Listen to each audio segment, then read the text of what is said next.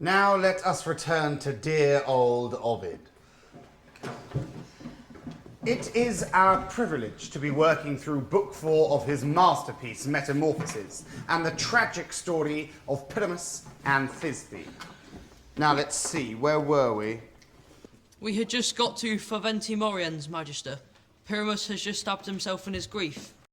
Because he believes his love of Thisbe has been killed by a lion. Ah, yes. Line 120, thank you. Remember, Latin first, English second. Faventi Moriens a vulnere traxit, and dying pulled it from the warm wound. Grafton, which part of the verb is moriens?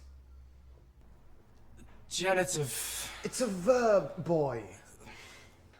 Present participle. Present participle, Magister. Gratius argo. And thank you, Quine. Now, Tyler. Perge. Ut Iacuit ut jacuit Resupinus vesupinus. Homo. Sadler. Yaquit. Third person, Magister. Third person what, boy? Singular, Magister. Ut jacuit. Resupinus Homo. Cruor emicat Emica. alter non aliter quam Aliter. cum vitato Viziato. fistula plumbo scindita. Scinditur. English. As he lay on his back on the ground, the blood spurted out. Alte. Deep, high, highly. Yes, something like high into the air. And non aliter quam cum introduces a white? A simile, Magister. Good. So, Tyler, the full translation. Like a fistula. Pipe. At a weak spot in the lead. Verb. Scinditor. Scinditor, meaning abandon. Breaks, Magister. Possibly. Remember, it is a pipe. A biddle. Cracks, Magister? Or splits? Much better. As a pipe splits at a weak spot in the lead. Tyler, sit and think upon the errors of your translation. Now, Mabley. Et tenui stridente folamine, longas eiaculato aquas, atque ictibus aera rumpit.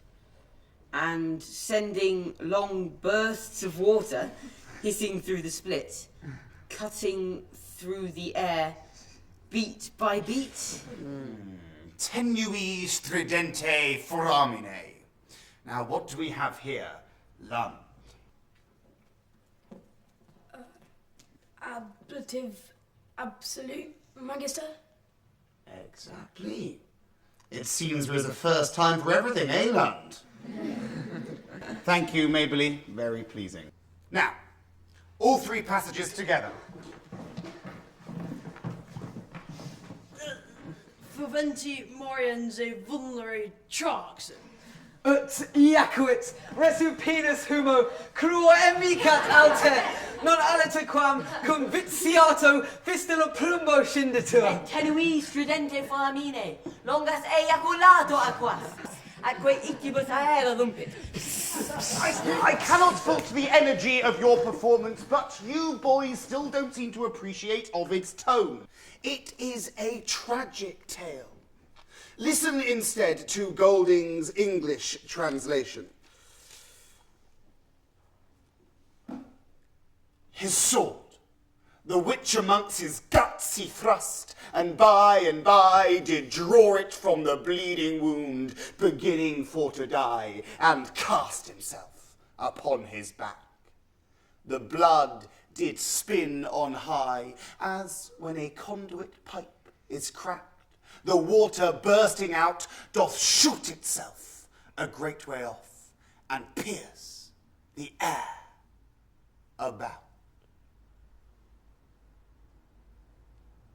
That's how we translate Ovid, boys. You would better appreciate the timeless beauty of his poetry if you spent a little less time trying to make a comedy out of it.